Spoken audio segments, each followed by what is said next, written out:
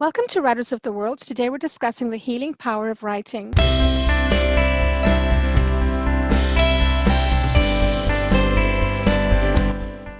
The American Psychological Association says that by helping people manage and learn from negative experiences, writing strengthens their immune systems as well as their minds and helps them to heal to the point that there were actual clinical findings suggesting strengthened immune system and greater life coping skills. Our highly accomplished author panel is going to share their thoughts on this subject with us. If you could each please introduce yourselves. Hi, my name is Deb Brandon. I'm the author of But My Brain Had Other Ideas, a memoir of recovery from brain injury. I started writing about my journey to help me understand what I was going through. And then the project grew and turned into an award-winning book. Aloha, my name is Dr. Veronica Slaughter. I'm the author of this memoir, Have You Seen These Children? I was taken at 8 years old in 1959, along with my 3 siblings, and the book covers that period of time.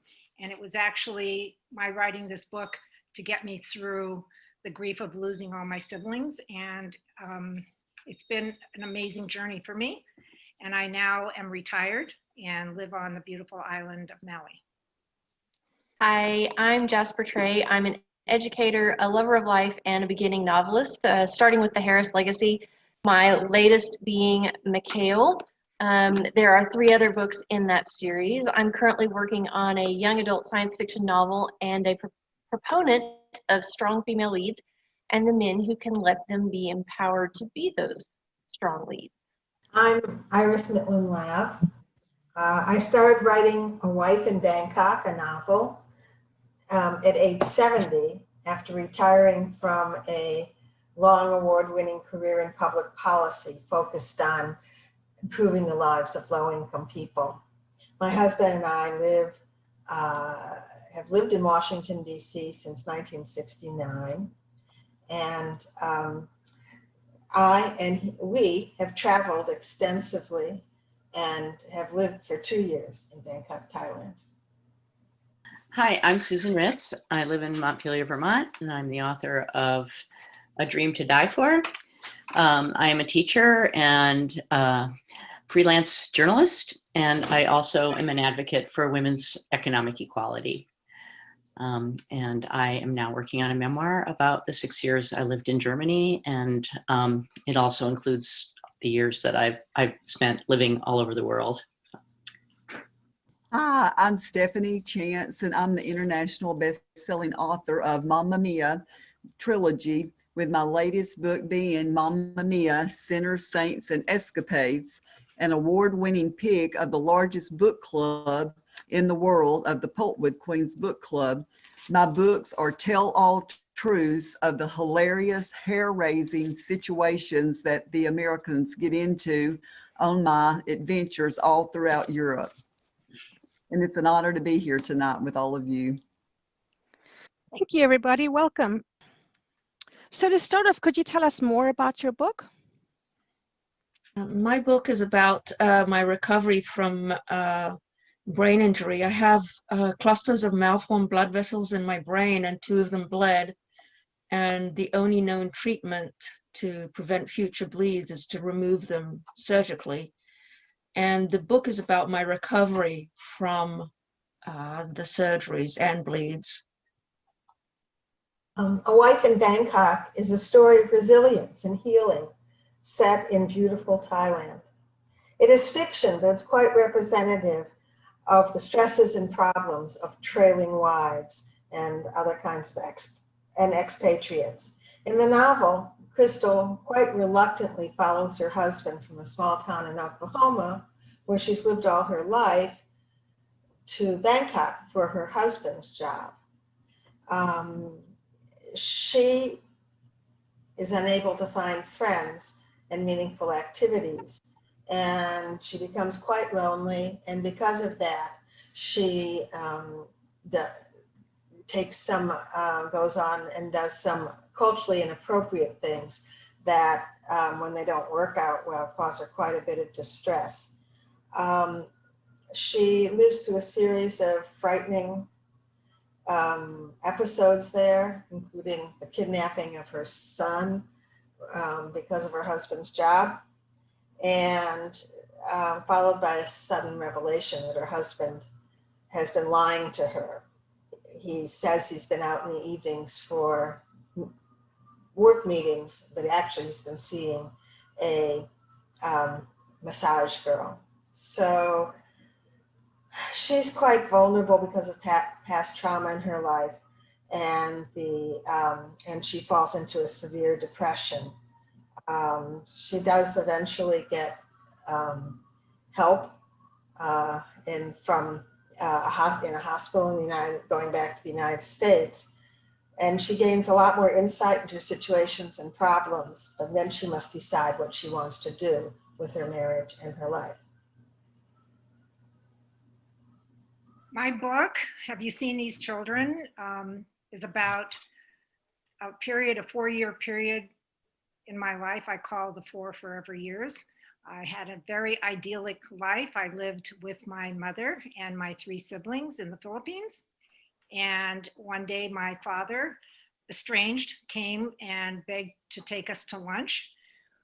My mother reluctantly agreed he could take us down the street, and we were ages 3, 6, 8, and 9. And we went to lunch and never came back. So we went straight to the airport, and my father took the 4 of us to the United States.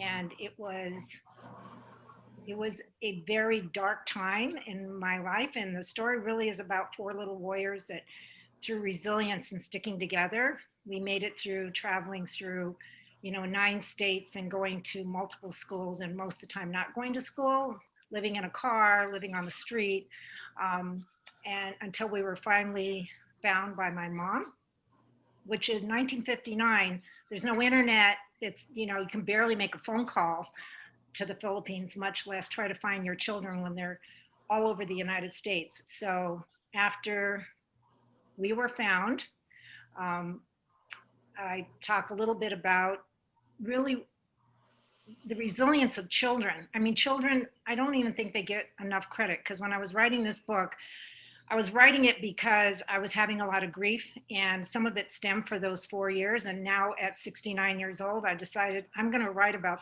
those 4 years, never thinking it was going to be a book. I was going to write it for my son so that he would know who I am, because he only knows me as a successful doctor and a good mom and all that kind of thing. But I thought it was important that he knew who I was, where I came from, his aunts and uncles. So it's a pretty exciting book, actually. So I write romance novels. My passion for romances is in the mental internal war that someone fights, or actually succumbs to, hopefully by the end, because happy ending, gotta have one in a romance novel. And it leads into everything else. We'll get into it as we go through why I write romance novels, because I need the happy. But I write stories that leave my readers with the satisfaction of a happy ending, not just the slapdash thrown together, is it really going to last happy ending? Because, we knew each other for 24 hours and we were locked up in a castle, and all those are great. Do they have a lasting power? So I want to make sure that my readers know that my characters are together for the long haul. It's built on connections and trust and loyalty, and it's standing against time rather than facing time. So it's already there. So in this book, we first meet Mikhail and Catherine at his brother's wedding, and we get to experience from there on their pen pal relationship, because they're both finishing medical school, their residency, they're finally starting careers, but they have a country between them because, they started off in very different positions. And we can feel them grow closer and form a bond that seems to deepen with each letter, and feel the sparks when they finally do get to see each other again, only to be drawn apart because of family obligations that pull him back to Europe and his home country. And so we get to see how they deal with all of these different aspects through their letters and their words to each other. Hi, I'm Stephanie Chance, and I'm the author of the Mamma Mia Trilogy, the funny, true, hair-raising stories of the Americans that hop aboard my coach in Italy And it started out 21 years ago with my extended Sicilian papa, Tony, and it just kind of snowballed, and people from all over the United States call me or email me, text me or whatever, and or come through my store. I have an importing store where I import castle doors and everything back from Europe.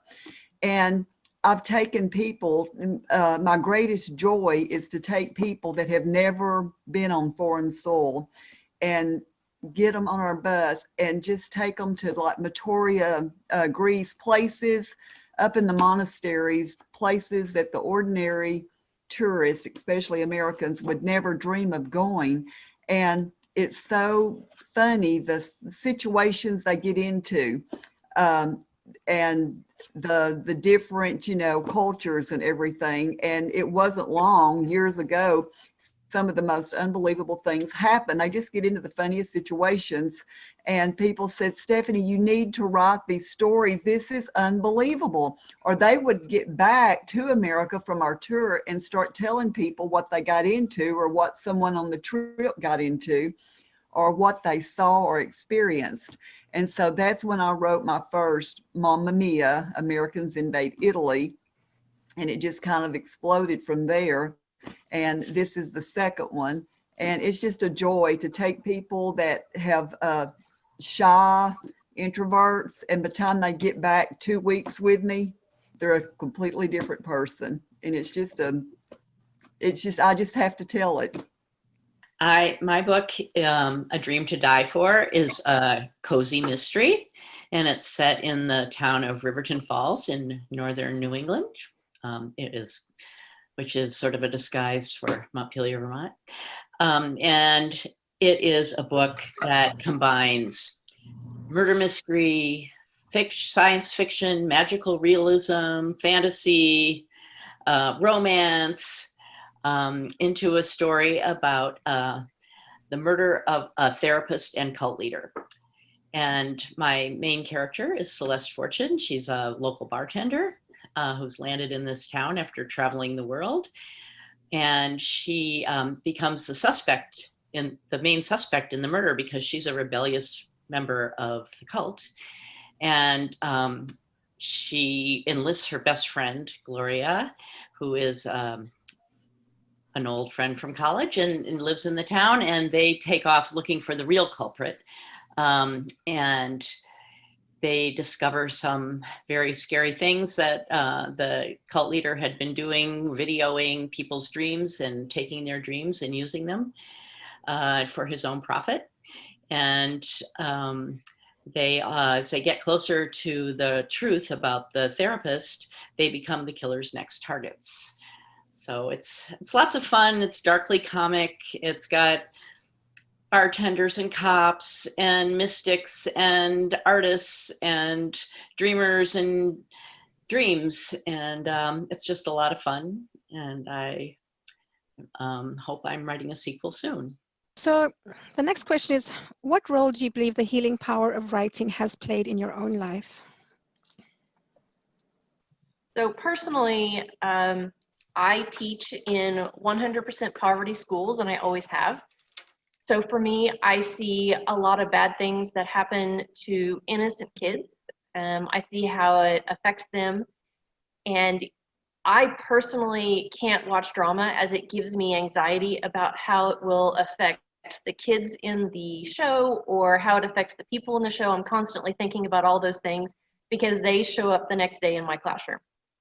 Not necessarily from the TV show, obviously, but just I know that my kids are seeing a lot of those same situations at home. And so for me, writing has really helped me be able to show up in the classroom every day, because nobody likes it when a teacher says they can't stand teaching anymore. And the reason that you can't stand teaching anymore is simply because your heart hurts so much for your kids.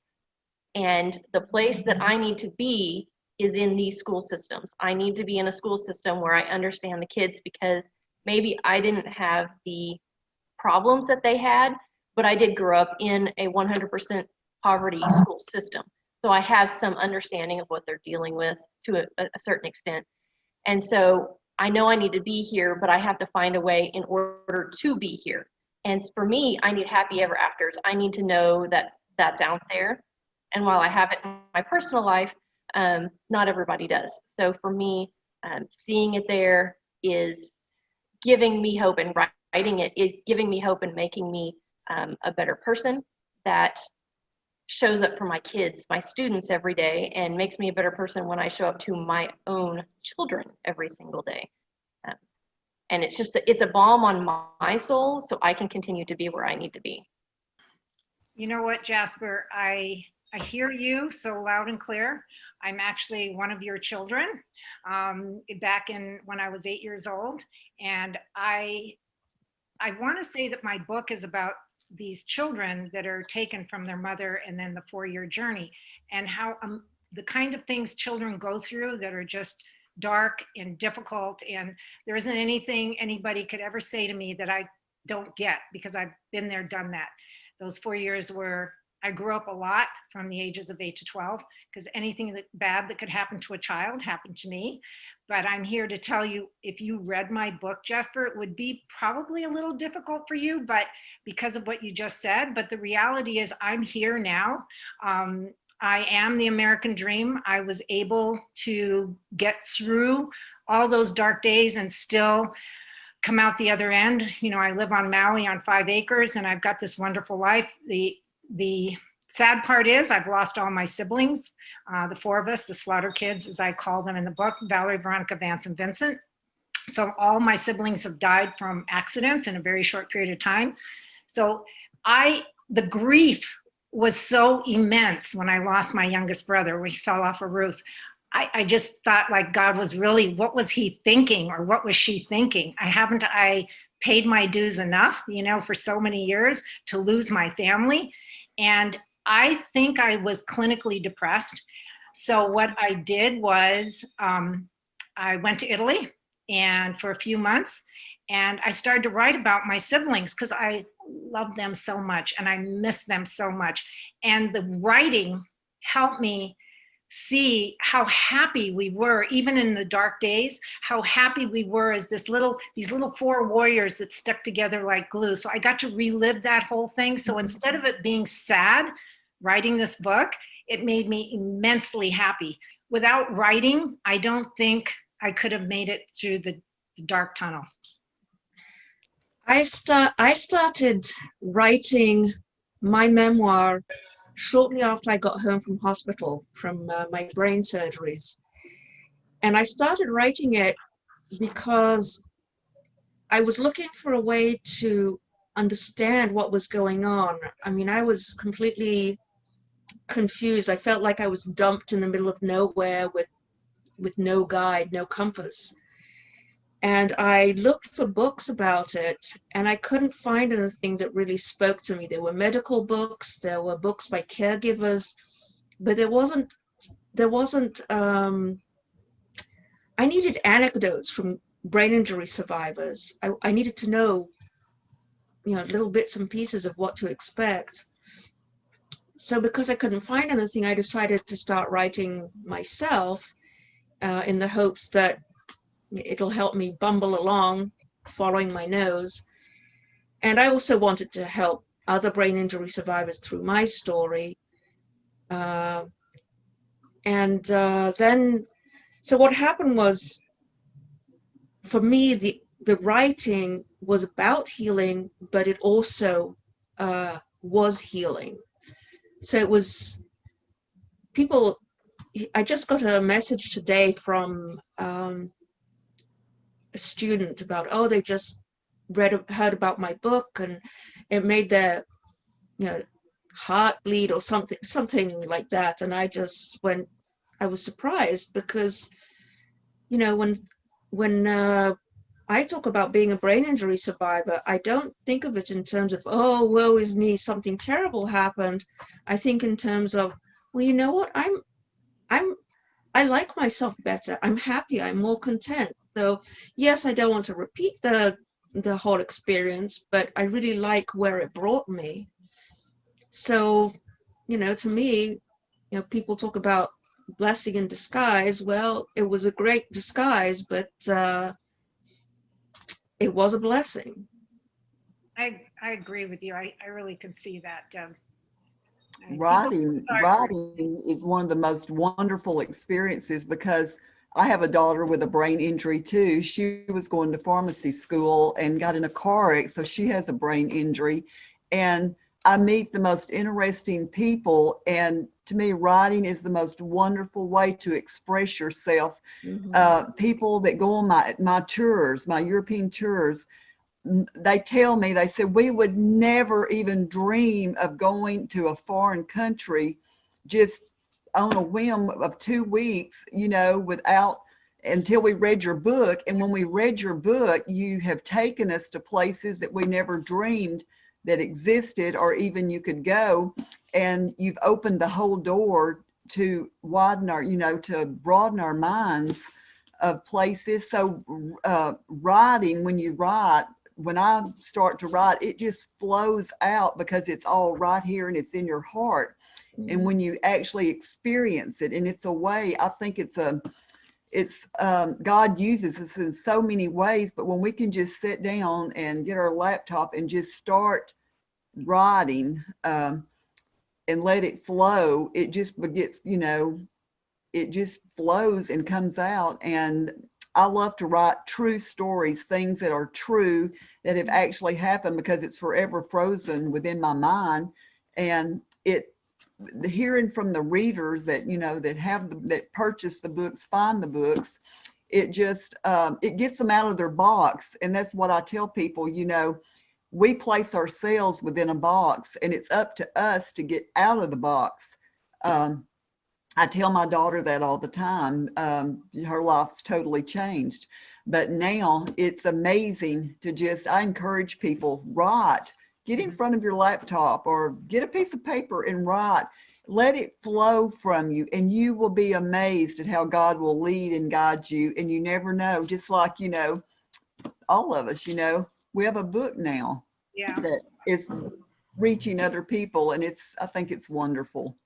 Well, I had a couple of really awful experiences throughout this whole thing, and things that I had a lot of trouble thinking about, remembering, that kind of thing. But being me and stubborn, I forced myself to write about it, and that helped me deal with it, and it helped me, the memory wasn't as raw and painful afterwards, after I wrote about it. Yeah, that was the same for me. I ended up writing a mystery. It didn't start out that way. I went to a therapist who ended up being a crazy cult leader, and I didn't have any clue that that's what I'd fallen into. And it took me a long time to get out of it, and I had a lot of PTSD, and I thought, well, I think I just got to write this down, because I've always been a writer. I'm a journalist, and I started writing what happened, and then I realized that wasn't helping me. Just repeating what happened, I found that what really helped was being able to take this man who was very loosely fiction. He's very fictional in my book. It's not really him, but to manipulate him and to be able to have power over someone who had power over me. And I also got to look at myself as the parts of myself that are in the protagonist, and just being able to put that all down on paper helped me understand myself a lot better, way more than therapy ever did. And I don't think writing is a therapeutic, is for therapy, but I think it can be helpful in fixing things that have gone wrong, when you can take them and turn them into the story that you want to have, at least through fiction. And that's how it helped me. So did you kill him? No. You have to read the book to find out who the murderer was. But it sounded like, Iris, like your book is also fictionalized of some part of your life. Is that right? Yes, it is. It's fictionalized. But my protagonist's experience in Thailand was very different than my own. I had a pretty happy experience there, and it definitely expanded my view of the world. But there were parts that I wrote of her fictional experience that helped me release some of my own issues and resentments. For example, although the move to Bangkok was important for my husband's career, it was quite disruptive of my career, as you might imagine. I had just co-written a book on energy policy, and as it happened, my co-author died as the book was being finished and published. So with me on the other side of the world, my boss made himself the primary author and got all the credit. So when I wrote him an angry letter, he pointed out that he had no choice since I was not there. You always have a choice. Yeah, right. Well, he was, both my co-author and I worked at a consulting firm, and the boss was able to do this. And there's another potent example also. So as my sister had a severe depression that I tried to help her through, although she, like Crystal, ultimately needed professional help in a hospital. But her husband handled it in a very similar way to Crystal's husband, like, what's the matter? You need to get up and get going. And of course she couldn't, that's not how depression works. Mm-hmm. So I wrote the book because I enjoyed writing about Thailand, and because writing makes me feel calm and I can get my thoughts and feelings out. So writing this book helped me release some of these resentments and feelings. Can I make a comment about something that Stephanie said, that there's something that happens? I never considered myself a writer. I mean, I wrote medical reports for almost 40 years. So writing this, but I'm telling you, Stephanie, the minute I got on my laptop and I started typing, it just it was kind of like you were under a spell, and it was really exciting. And I look up and it's like 8 hours later and it's 2 in the morning and I'm still typing. I don't know what that is, and I never have ever experienced anything like that. When you feel passionate about something, you start writing, it just kind of comes out of your fingers, and you don't even, it wasn't like, now let me see, what should I write? It was nothing like that, especially when you're writing a true story. It just, boop, boop, boop. So that's exactly it's so true. It was so exciting to write this book. I thought it was going to be scary, but it was actually extremely exciting because I wrote it from an 8-year-old's perspective. The whole book is told as a child. So anyway. That's what I find when you're writing true stories. It's here. It's already in your mind. It's like frozen in there, and it's in your heart. And everything, these funny situations they get into inside the most unbelievable places we go. Tony's best friend works inside the Vatican, so we just do the most unusual things. And when I sat down at the it just starts flowing because it's forever. There's no way to ever forget. And Tony said, Mamma Mia, Stefania, you must write the next libro, the book. He goes, before you forget. I said, really? How can we ever forget these funny, true stories? And, just like each one of y'all, when things actually happen, and I've heard people say, how can you remember to write all this stuff?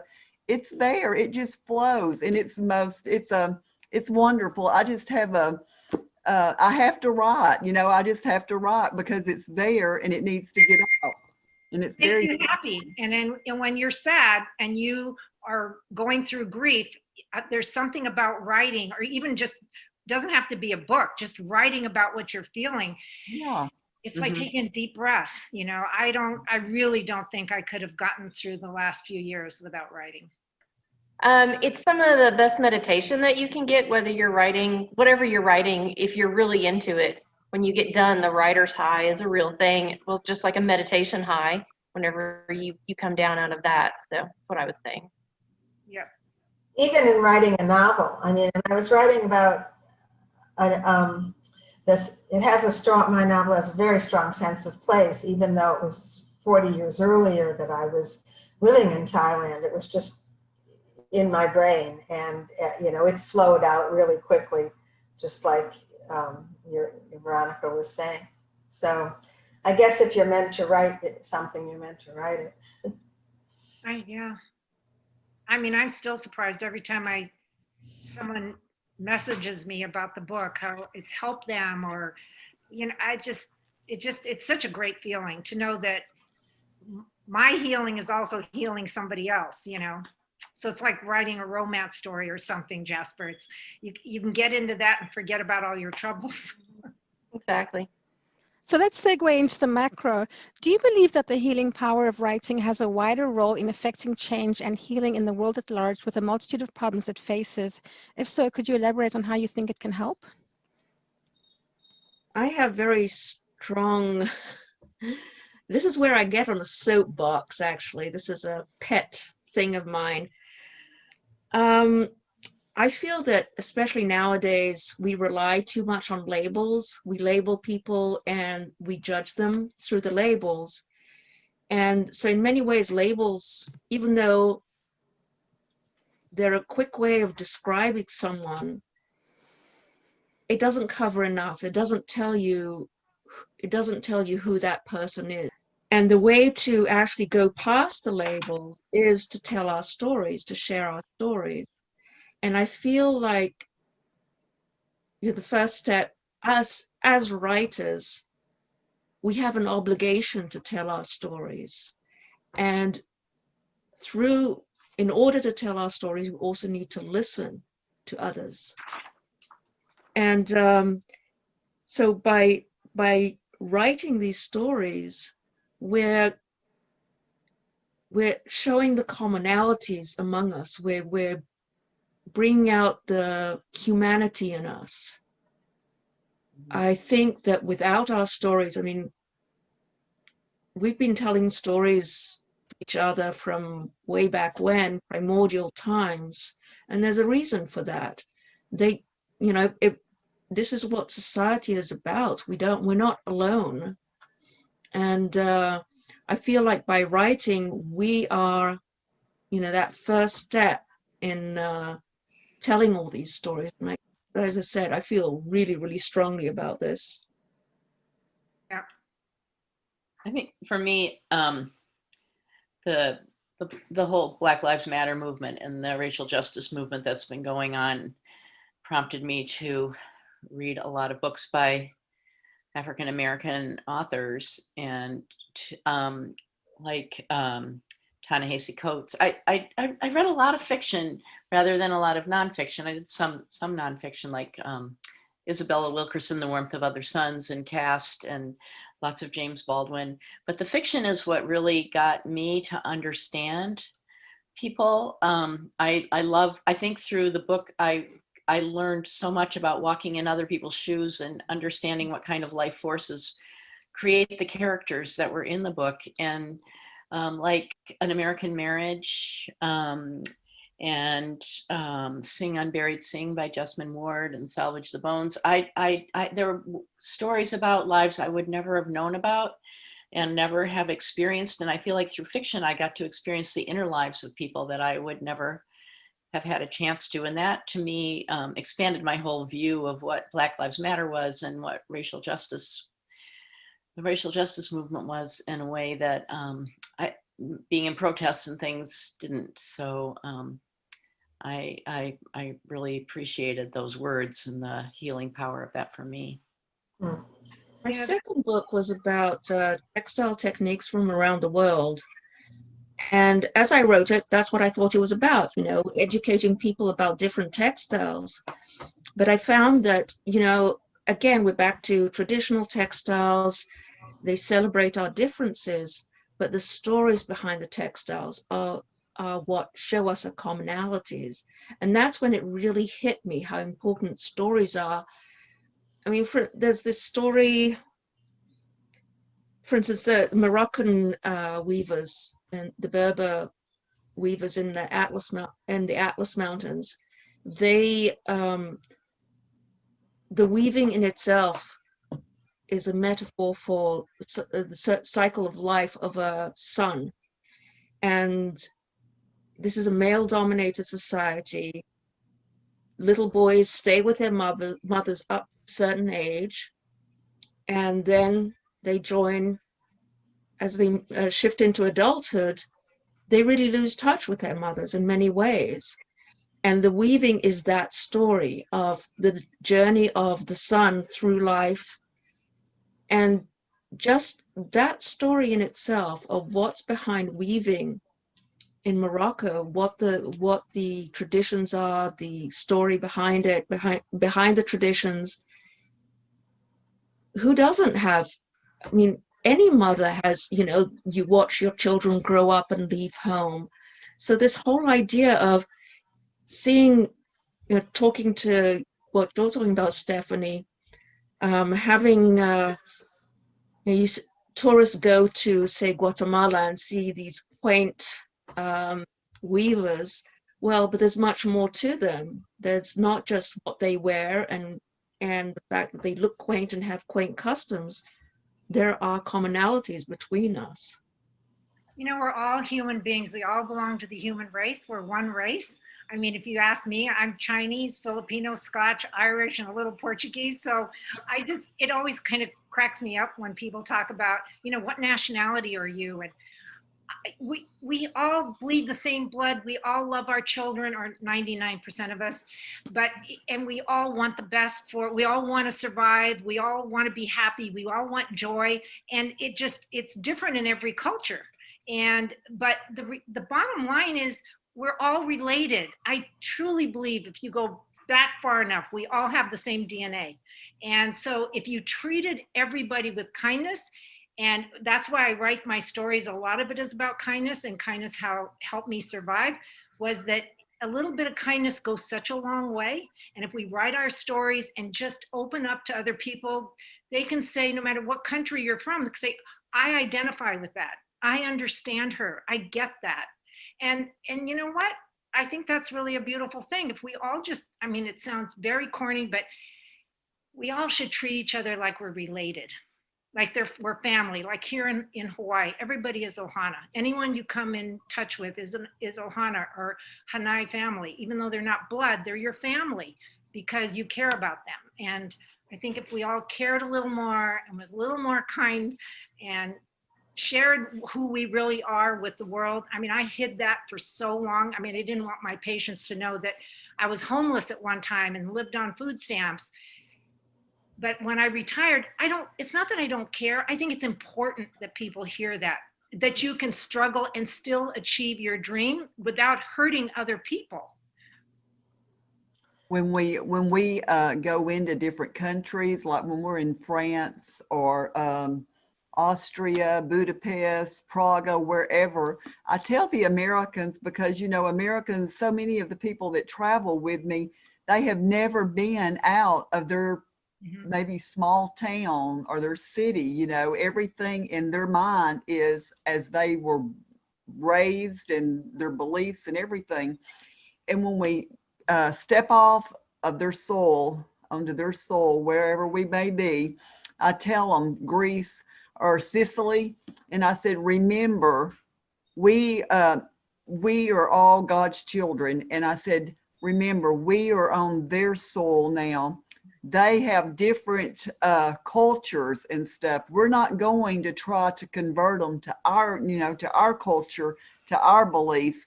And I said, I want you to come. And that's what I tell everybody. I send a letter out and prepare people before they fly off with me. And I tell them, prepare yourself to be open your heart up to a different culture, to a different people.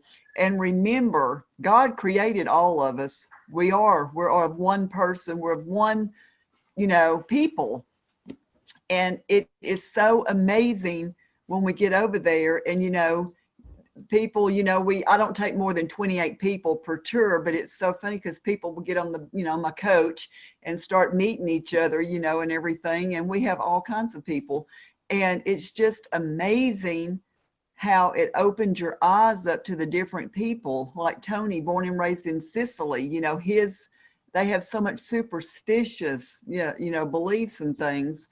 And it's just amazing. But when we share, we write and open our hearts up to people, you love them. You love them, and you pretty much see we're all as one. We all want to be loved. We all want to be understood. We all want the same thing. I have a couple of examples. I mean, first of all, I love books that are set in other countries.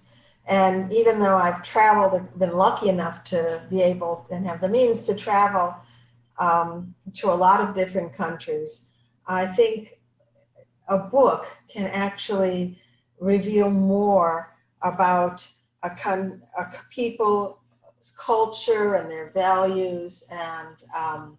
And you know, if you really understand why people are doing what they're doing and what it means to them, then it's really hard to hate them. And the phobia we have in this country, and yes, most people aren't able to travel, and they're not, and necessarily when you travel and you go to just the tourist places, you're not getting what you really need to get to understand other people. So that's one of the things I try to do, is give an in-depth look at Thai culture and values. But a second example, I think a lot of novels and a lot of memoirs have moral lessons and relationship lessons at their core. So in the course of my novel, the relationship between the protagonist and her husband is not so great until sort of the end, and it's radically transformed. And you know, that's sort of a universal issue, how husbands and wives live together and appropriately support each other. And you know, and that's pretty, I think it is universal, although there's some cultural elements. But you know, maybe reading about fixing relationships is a non-preachy way of getting people to look at their own relationships through novels. People cannot, you know, you can preach to them all day long and tell them your beliefs and stuff, but when you let them actually experience it, you know, I've taken 2 doctors that went on my trip. They were atheist, and they said, and anyway, I took them to places inside the Vatican, into the San Sebastian catacombs, where Peter and Paul were actually taken after they were martyred. And we stayed in a monastery in Sicily that was where the it was a pagan settlement on top of a mountain. It's not even on the map if you look at it. But when the last monk died there, they locked it up, and it belongs to the Vatican. And Tony, you know, he said, Stefania loves the monasteries and stuff. And he said, you know, open it up and we're going to stay there. And I let all the Americans experience sleeping in the little cells that the monks stayed. And it just gave them a whole new perspective of understanding the life of the monks. And then the rolling hills of the vineyards, where they went out and picked their own grapes, made their own marmalades, and then they took it every Saturday morning and sold it to the local people to help. But it's just, it's amazing, you know, of how we really truly are one people, and how people that will never, ever, like you said, there's many people that will never travel outside their home or outside the United States, or they will not know y'all's experiences of the trauma of what you've been through, but they can pick up a book and read it, and they're right there with you. They're right there with you. And it gives them, a lot of people, when they read your book, it gives them the courage to step out of that little box of whatever they've been through their childhood, adulthood. And I just love to talk to authors, because it helps so many people, and you're being a tool and being used in such a huge way of helping people in whatever area it is. It's all part of healing the world. Yes, yes. At the same time, when people learn to write, and they learn to write out those things, if we can teach it better in junior high and high school, because so many of our kids don't go to college, or shouldn't go to college really, because they they have a different path that they need to go on, and they need to find their own path. But being able to write about what you're feeling and about what's going on, about what you need, it allows you to go from that fight or flight that so many kids do grow up in, at least so many of my kids grow up in, at least, and lets them evolve into something else. Because when you can become something else, or even as several of you have said, you're able to take your own experience and make it into something else, because now you're writing about it and it becomes something else in your mind that transforms it into something, I want to say fabulous. Maybe you say fabulous. I don't know. Right, you have power over. Yeah. But you But find your power.